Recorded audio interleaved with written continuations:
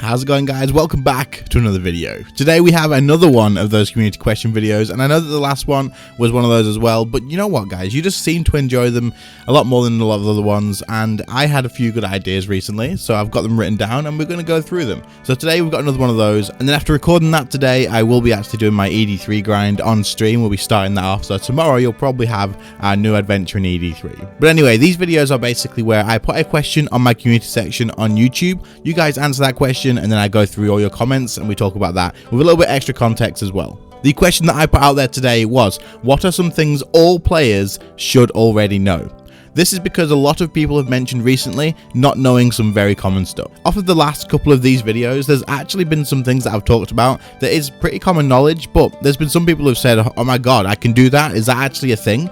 And I figured, you know what could be quite a useful, interesting video is if we talk about all the stuff that everyone should already know, and then for the people who didn't actually know that already, they get to learn it, and then in the comments it'll be cool to see all the people saying, crap, I didn't actually know that. So if there's anything in this video that you guys watching didn't know about and you've gone through and you've been like, crap, that's actually one that I did not know about, then get in the comments, let me know. I'll be very interested to see what one people don't know the most. As always, I haven't gone through these comments yet, so let's go ahead, let's take a look at those. But before we do, if you enjoy the video, do leave a like on it, do subscribe to the channel if you are new. For you guys that do know most of these in here, as most of you guys will know most of these in here, keep track of how many you do know and get in the comments after the video and just leave a number of how many you did know, because I'd be very interested to actually find out how many people actually knew every single one of them, or basically just where people are at.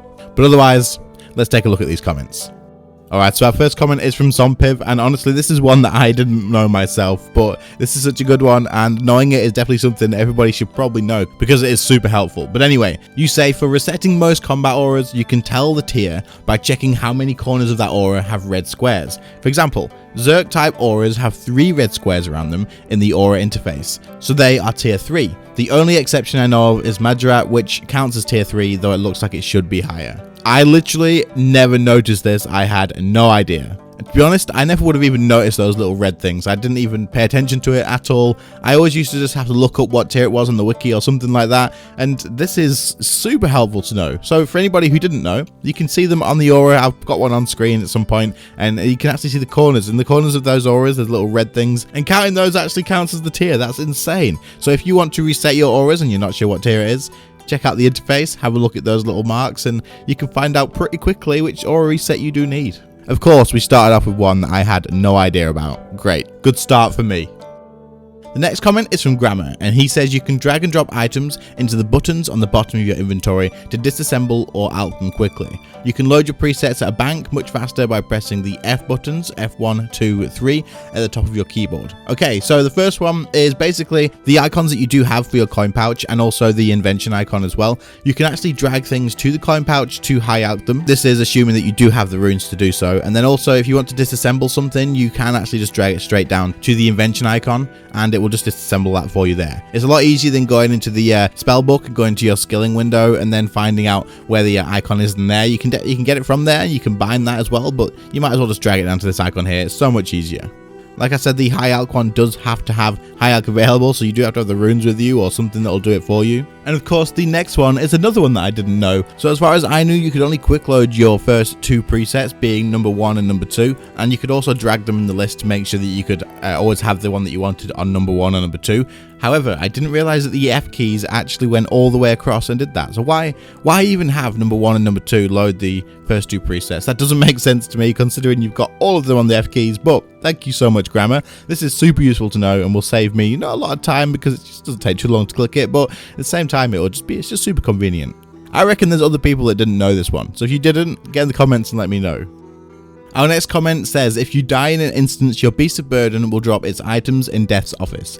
I've lost millions in supplies because I didn't know this. I've also picked up other people's supplies more recently because they didn't know. Thanks for the free rocktails and flasks. So this was actually not a recent update, but this was a kind of recent update where, rather than like in the past where if you died and you had a Beast of Burden, your Beast of Burden would be gone and all of your resources would just be gone. You couldn't get them back. They were probably in the instance where you died, I assume, but now when you do die, your Beast of Burden does still die, but your resources from that, all these supplies and all that sort of stuff, are actually on the floor where you're stood in Death's office. I didn't know about this for a little while until I got told on stream to pick up my freaking food, because I died like 3 times in a row and I was just leaving the stuff there, and people were like, pick up your stuff, please pick up your stuff. And I was actually shocked. I had no idea. Obviously, I should probably read the patch notes a little bit more than I do, but this was a super cool update, and I like this because for people who are learning certain bosses, like just like me in the past, I used to take like a full yak full of 1 rocktail, 1 brew, and I would just literally rotate that. So it'd be half brews, half rocktails, and I tell you what, that freaking yak is expensive as hell. And if you die without using any of it, that is a lot of money you've just lost, and it was so stressful. But now that you can pick it back up, it's such a good thing to do. So make sure if you do die and you have a yak, for example, and you have food in that or anything in that, make sure that when you do get to Death's office that you do pick it up. It'll just be underneath where your character is. You can chuck it straight in the bank chest that's in front of you. Trust me, you definitely want to be doing this. As for the free rocktails and flasks, I wonder if you could actually like hop around worlds to see if people have left stuff. I wonder if you can do that. If you die and then hop, I think you can do that, but I don't know how Death's office works. I think there's separate instances and stuff, but we'd have to check. Maybe that's worth checking. Our next comment says, you can have multiple action bars and bind them to the appropriate style. Never be in the middle of a fight and not have your abilities and or switches at hand again. So what this person is talking about is where you can go into your settings and you can actually go to action bar binding, and you can actually set this up so that when you change to a specific style of weapon, say any magic weapon for example, then you can have your action bar automatically switch to whatever number you have all your magic abilities on. So for example, if I equip a wand, an orb, or if I equip a staff, it will automatically switch to action bar 3 for me. But not only that, you can also set another action bar to do the exact same thing. So I also have my action bar number 7, which has all of my magic gear switches on it as well. However, I will be able to change that. If I swap to range weapons, my action bar 7 automatically switches to action bar 8, which has all of my range gear switches on it as well. So not only does one bar switch to give me my abilities, I also switch a second one at the exact same time to give me all my gear switches as well. It is super convenient. It means you can make use of more sort of action bars and more space that way, rather than trying to cram everything into one space, which is what I used to do before I figured out you could actually just change the second one as well. But if you don't have this set up, go to settings, go to action bar bindings, and definitely just have a play around with that. Make sure you set the action bar that you want and then the combat style that you want it to switch to. These are super helpful. Honestly, they save you so much time rather than having to manually switch your action bar during combat. The next comment says that you can favorite your most frequently bought items or just keep tabs on prices by clicking on the little star on the top right when in the Grand Exchange. This will take them to the favorites tab basically, and what this does is it allows you to quickly get that without searching for it, but also it will give you the Grand Exchange price for it as well. Now of course, keep in mind the Grand Exchange prices aren't super accurate, but for things that are traded a lot, so things like food, things like potions, all that sort of stuff, unless there's been something that caused a big shift like really quickly, for example double experience, then the prices are usually fairly accurate, not like spot on, but they're usually fairly okay. This is definitely something that you can do. I actually completely forgot that I even have access to this. I saved a load of stuff, as you can see, but to be honest, I rarely use it. I should though. It is a really cool thing to be able to use, and it is definitely helpful. So if you haven't already, then get yourself in here, get some things set up as favorites, all your supplies, all the things you need to quickly buy, things you basically buy quite a lot and have to search through. But also, you could use this if you're someone that's just doing flipping. You could use this for stuff that you flip quite often, so you've got quick access to it as well. But to be fair, I'm pretty sure if someone is a flipper, then you spend enough time in the Grand Exchange to have noticed this tab, and you probably already have this set up.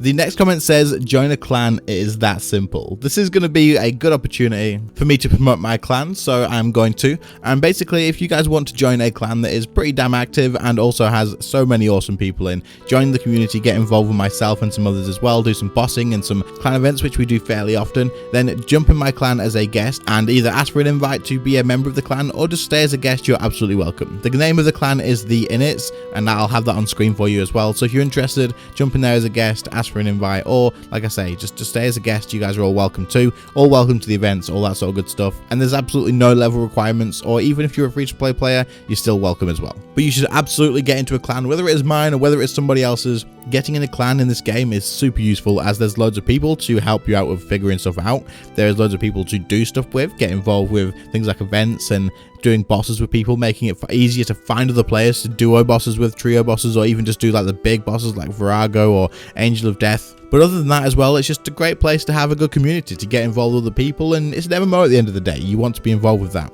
You also get some other perks, things like bonus experience if you go and cap at your citadel. There's definitely a lot of cool aspects to being in a clan, and I would highly suggest that if you're not in one, that you do get involved in one. Next up, we have a little word of warning. It says not trusting anyone who says they are going to quit and wants to give you money. They will be scamming you for sure. This is absolutely true. If something in this game seems too good to be true, someone's wandered up to you, they've got loads of expensive stuff, and they basically just say, look, I'm quitting the game, I want to give you all my stuff. Honestly, just don't give them the light of day. There is no way that is going to happen. And maybe just for that very slight chance that it could possibly be true, it isn't really worth the risk, because chances are they have a full plan worked out to scam you, and honestly, some of these guys are really good at it. You need to be careful. It will seem like you are really safe. It will seem like there's nothing that can go possibly wrong. They do it on purpose, and then before you know it, all of your gear is now theirs, all of your money is now theirs, and it'll be you that feels like you want to quit after all of that. So definitely, if someone tries to offer you this sort of thing, just hit the report button for scamming, and honestly, just be on your way. They will always have something basically like, you have to give me your items first so I know I can trust you, which doesn't make sense seeing as they're quitting the game. Or we just have to go here into the wilderness to pick this up, or just telegraph this cash stack behind this tree. Also, keep in mind there will be some times where people will message you directly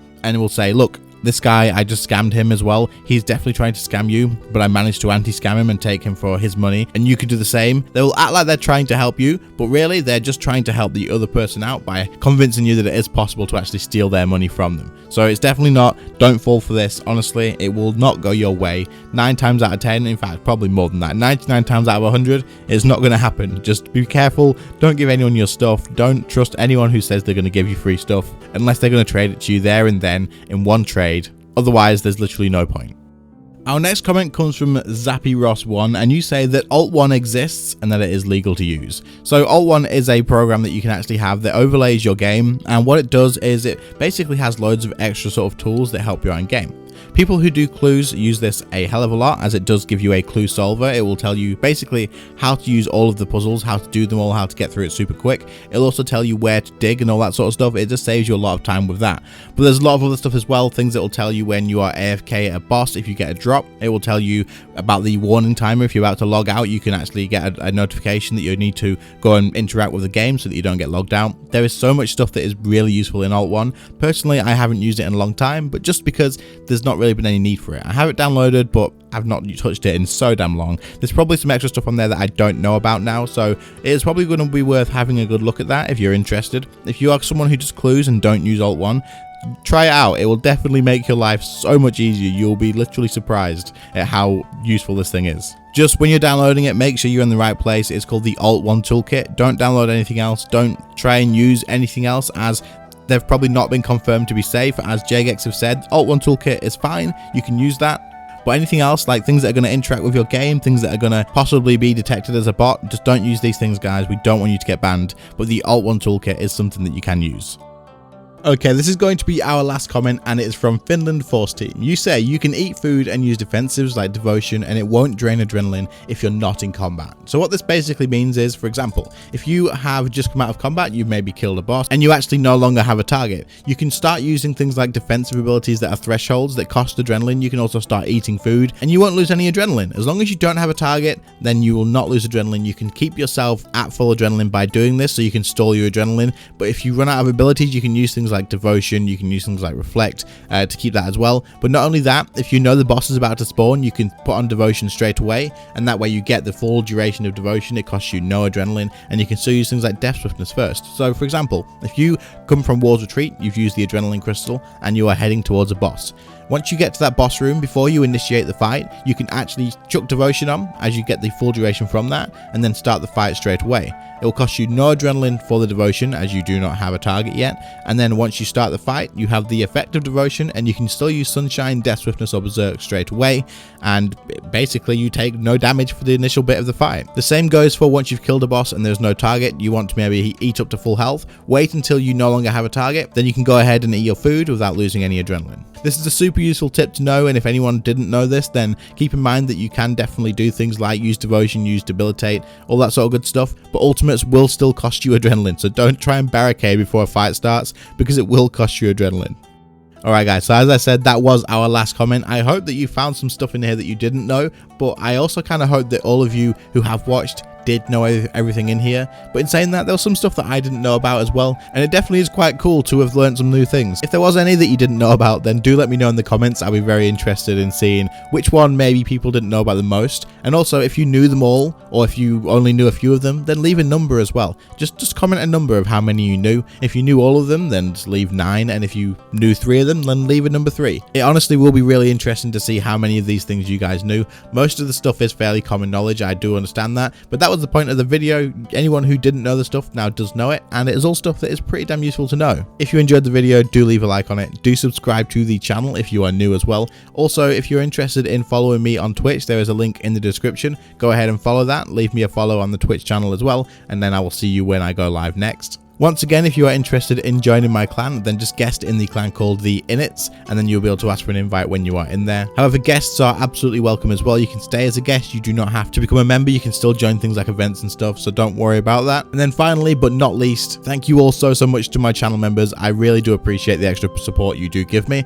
Anyone else that is interested in joining the channel members, there is the join button by the sub button. You can click on that, see what perks you do get, while also supporting me a little bit more. But I really do appreciate it. Your guys' names will be on screen right now. But other than that, guys, thank you all so much for watching. I really do appreciate it, and I will see you all in the next one. See you later, guys.